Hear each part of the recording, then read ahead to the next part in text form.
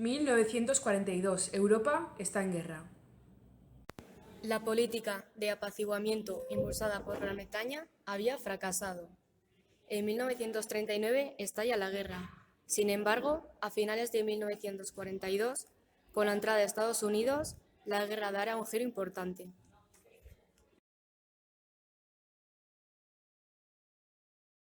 Unos años antes del estallido de la guerra, la persecución de los judíos por parte del nazismo era un hecho. Los nazis acusaban a los judíos de todos los problemas de Alemania. En julio de 1942, la familia de Anna Frank, una niña alemana con ascendencia judía, tuvo que ocultarse en una casa de Ámsterdam durante más de 2 años.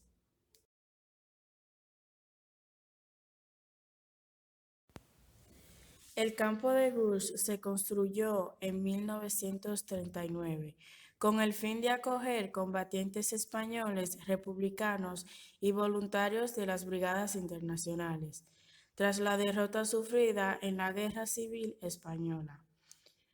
Con la ocupación alemana, Gurs se convertirá en campo de concentración para judíos, disidentes políticos o españoles que huían de la España franquista. Muchos navarros estuvieron allí.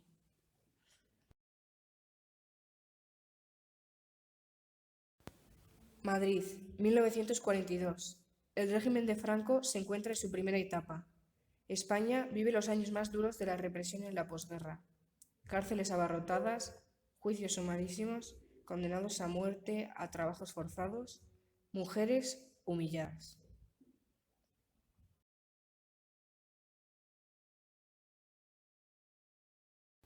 Portugal, 1942. António de Oliveira Salazar era el primer ministro del denominado Estado Novo, un régimen dictatorial en perfecta sintonía con la España franquista.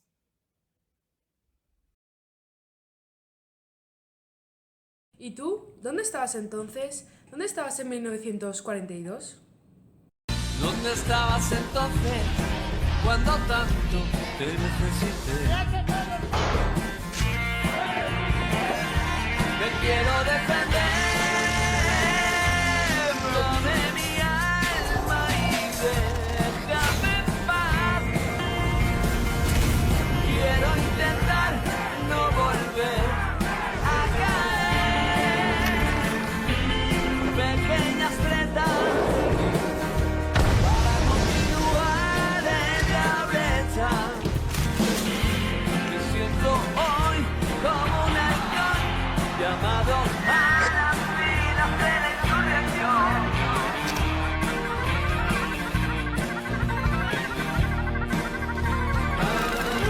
¿Dónde estabas entonces?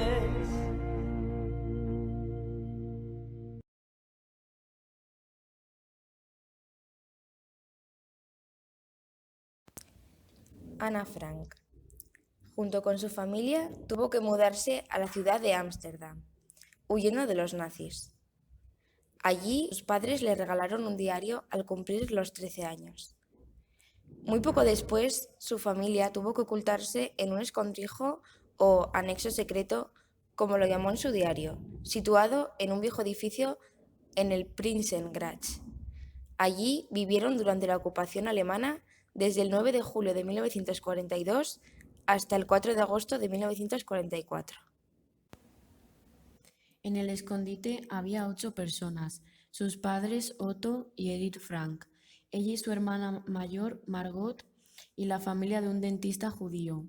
Durante aquellos años, Anne escribió su diario, en el que describe su miedo a vivir escondida durante años, sus nacientes sentimientos por Peter, los conflictos con sus padres y su vocación de escritora. Pocos meses antes de ser descubiertos, empezó a reescribir su diario con la idea de publicarlos tras la guerra. Ana, su familia y acompañantes fueron arrestados por la policía el 4 de agosto de 1944 y un mes después, el 2 de septiembre, toda la familia fue trasladada en tren al campo de concentración de Auschwitz, viaje que les llevó 3 días. Mientras tanto, 2 de las personas que los protegieron mientras estuvieron escondidos encontraron y guardaron el diario y otros papeles de Ana. Margot y Ana pasaron un mes en Auschwitz y luego fueron enviadas a Bergen-Belsen, donde murieron de tifus en marzo de 1945, poco antes de la liberación del campo. Solo Otto logró salir del Holocausto con vida. Miep le dio el diario para publicarlo con el título Diario de Ana Frank, que ha sido traducido a 70 idiomas.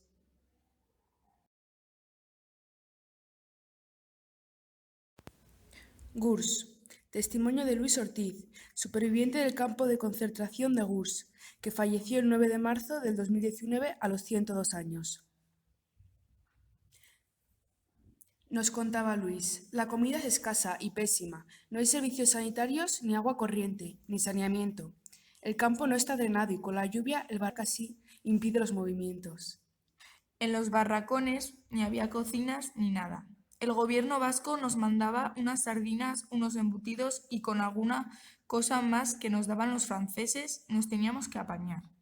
Para dormir nos metíamos bajo una chapa de zinc y para lavarnos nos ponían agua en las cubetas donde luego hacíamos el cemento los obreros. No tuvimos nunca ni un camastro, dormíamos en el suelo. Muchos no tenían ni zapatos. Se ataban sacos a los pies para ir de un lado a otro. Íbamos con unas camisetas rotas, llenas de agujeros, y nos tapábamos con mantas viejas. Una cosa terrible. Teníamos unos grifos de agua fría, y ahí te lavabas. Pero ¿lavarte con qué? Si no había ni jabón. Nuestro barracón estaba cerca de la carretera. Una suerte, porque los domingos venían chicas en bicicleta desde los pueblos cercanos y nos gritaban desde el otro lado de la valla: ¿os hace falta algo? Cogíamos un papel y un lápiz y escribíamos: me llamo fulanito, estoy en el barracón número tal, necesito jabón, hojas de afeitar, pasta de dientes. Lo tirábamos con una piedra al otro lado. Entonces, el domingo siguiente te llamaban por los altavoces: Luis Ortiz Alfao tiene visita.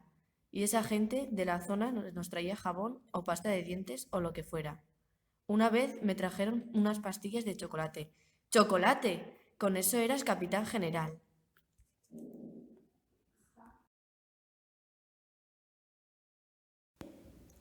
Gabriel Rebolé fue un militar republicano que tuvo que dejar el permiso de verano para incorporarse el 18 de julio de 1936 al ejército republicano tras la sublevación de Franco.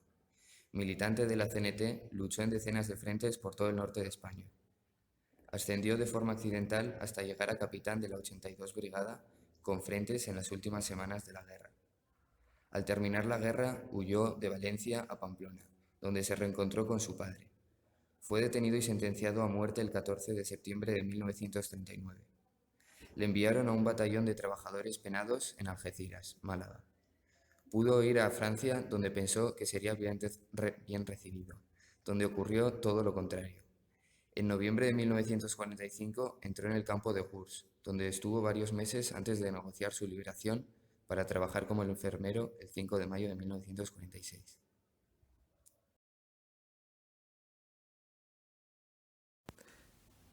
Don Luis.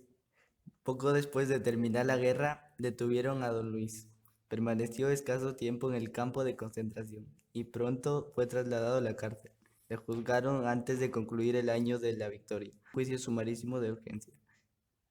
Le juzgaban de 10 en 10, de 20 en 20. A Don Luis le tocó con algunos de los que había construido el sindicato, con otro que se había incautado con el de las bodegas, con 2 periodistas, un obrero que había incendiado la iglesia de su pueblo, con el cura dentro, uno que estuvo en una checa. En lo que escuchaba el informe del fiscal, crecían su perplejidad y su asombro. El fiscal era un joven capitán. Parecía recitar una lección con un tono frío y un ritmo monocorde que desentonaban de los duros dicterios.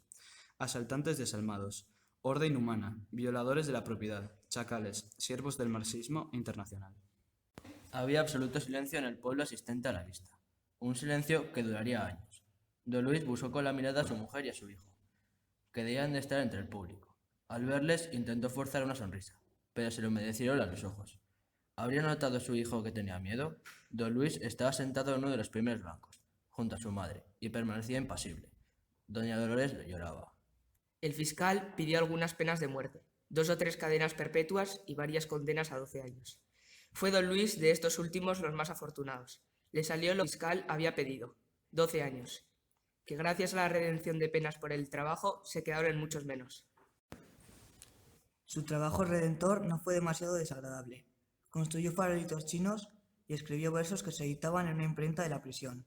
Estos versos convenía que fueran de tema patriótico, exaltación de la cruzada, de Franco, de José Antonio, o de tema religioso porque eran mejor acogidos por el cura, que dirigía la publicación. También se podían escribir de temas mundanos, pero siempre que se hubiera escrito de los otros. Optó don Luis por lo religioso.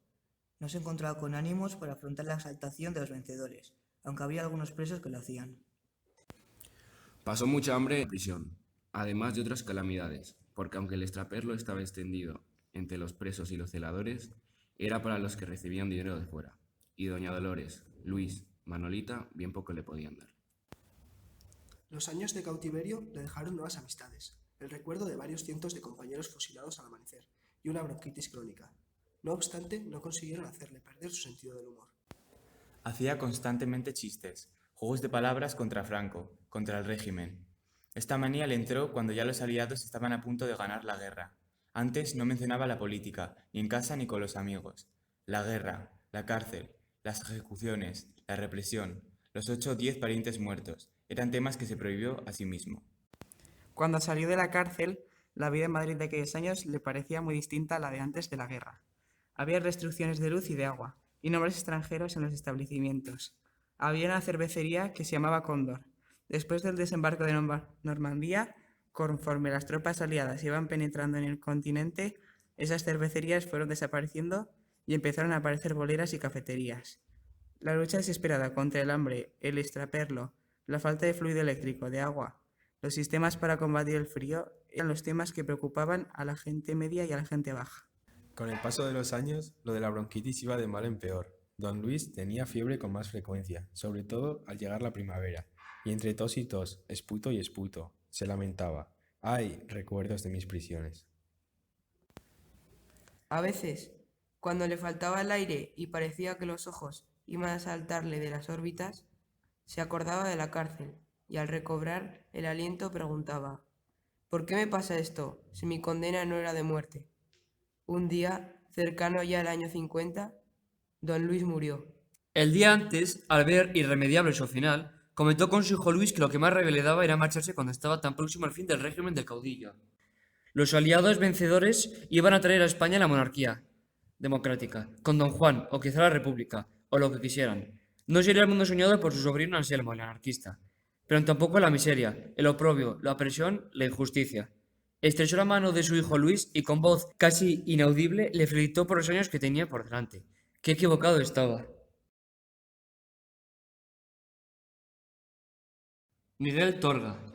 En 1937 inició un viaje por Europa, Francia, Italia, Suiza y Bélgica. Regresó un mes más tarde atravesando España en plena guerra civil. Su posición contraria al régimen de Salazar le traerá problemas con la censura. En 1939, en su narración El cuarto día, hizo una clara denuncia del franquismo y del fascismo de Mussolini. Esto le supuso la incautación del libro y su detención por parte de la PVDE, Policía de Vigilancia y Defensa del Estado. Al menos 3 meses estuvo en la cárcel de Aljuve, solo por pensar distinto.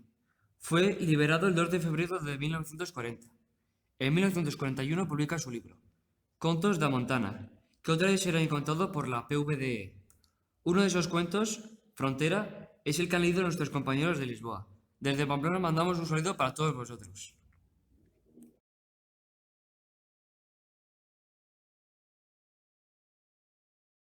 ¿Dónde estabas entonces cuando tanto te necesité? Te quiero defender.